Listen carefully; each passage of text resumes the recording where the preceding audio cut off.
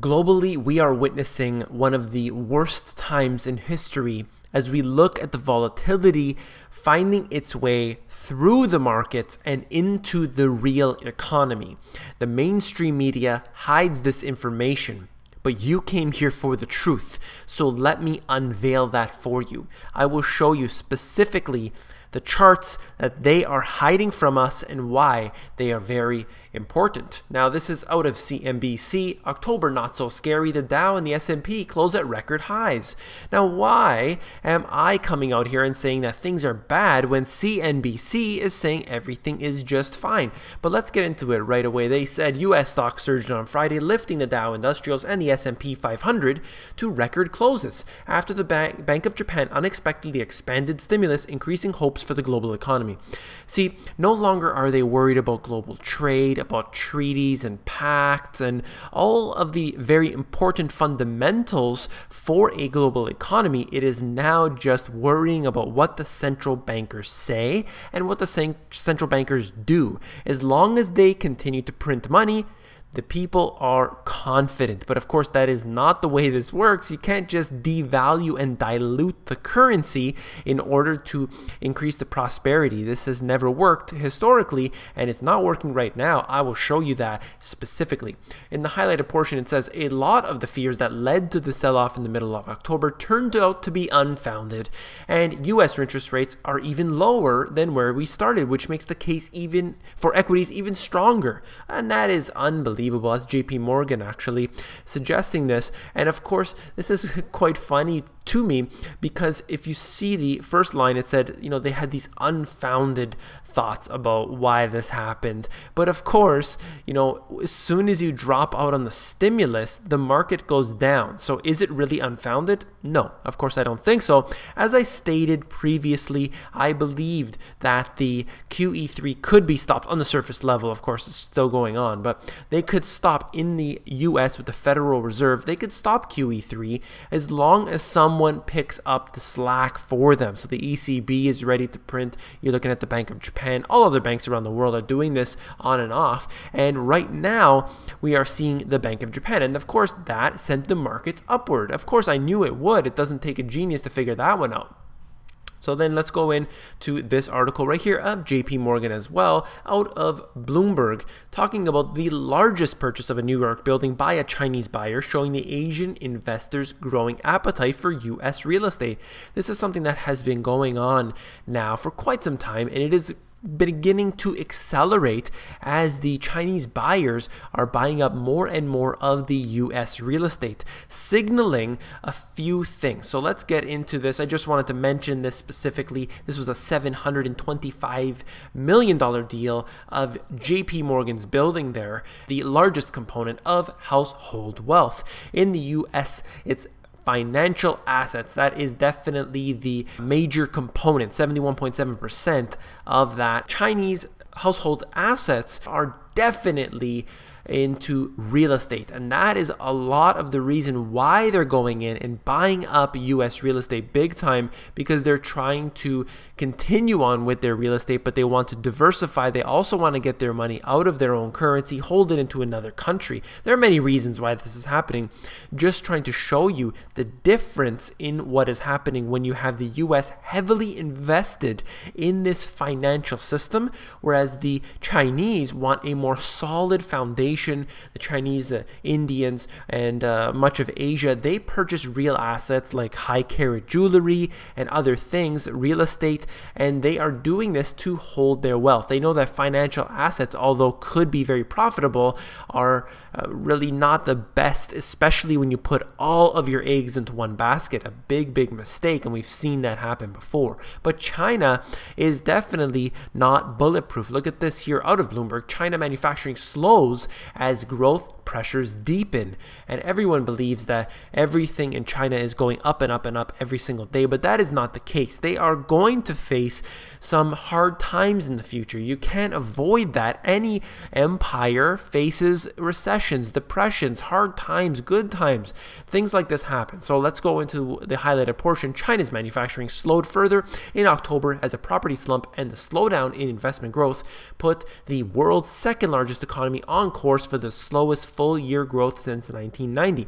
That doesn't mean that they're going to never grow again or that they're going to enter into the depression tomorrow. It just means that everything isn't so rosy. And why is this? People think that somehow China is secluded from the rest of the world, where China is exporting to the whole world. So if the rest of the world is having trouble, if the rest of the world has to rely on their central bank to have a stock market that doesn't crash, you know that there's a problem. So of course China is feeling that, and also we have some gluts in certain areas within China, and you can see that as the manufacturing slows down, it's becoming a problem domestically as well as internationally. And going on out of the Japan Times, Japan's pension giant to double share purchases. Now, why in the world would they need to double their share purchases if the stock market is going up? Why would they need to do this if everything in the economy is now better? They said the reasons that the crash happened were unfounded. So then it's a very strong economy right now. Isn't that right? So let's read the highlighted portion. Japan's $1.1 trillion public pension fund on Friday approved a plan to double its holding of shares. And this is quite interesting how the Japanese are actually buying up their own shares of the stocks because they need this market to continue its upward trend. Instead of allowing it to crash, to come down and find its real natural value, they are just going to pump it up. And this is happening globally. You're looking at the S&P, for example, being purchased by other central banks around the world and given incentives to do so. You know that I've covered this here before. And why would they do this if everything is fine? The fact remains is that it's not fine. Let's go into this right here. This is the chart that they are hiding from us. They are really blocking us from the truth, but I'm unveiling that. And this is the percentage of employed population of the US. Now you could see the beginning of the chart starts at about 1949 up until the present day, and it fluctuates up and down. But let's look at these two notable points here. QE starts and QE ends, and you're looking at this right here, and we're actually worse off now than we were prior to QE starting. Things are getting much, much worse, and you could see how there is barely any indication of a market being able to continue here. It's all unfounded. This is what's unfounded, because you're looking at the real factors, the real statistics. How many people are actually employed, not the unemployment statistics that they completely skew. You're looking at the actual employed population that has been declining over these past few years. A huge, huge problem that they are hiding from us. And what about this? This is huge news. The Guardian talks about child poverty up in more than half of the developed world since 2008. We always think of outside of the Western world. We always think of those developing nations. They have poverty, poor people. And since 2008, since this financial crisis, the people in the Western developed nations are doing worse than they were previously. Now, why, if they've been printing all this money, if the stocks have hit record highs, why in the world is this the case? The fact remains is that the policies that they've employed are making them worse. UNICEF report finds the number of children entering poverty during the global recession is 2.6 million greater than the number lifted out of it. This is big news, because this is real. This is poverty that is affecting us, and we're unable to do anything about it because the central banks are printing and printing our money, and that is supposed to be our wealth. But of course, that is the biggest detriment to us.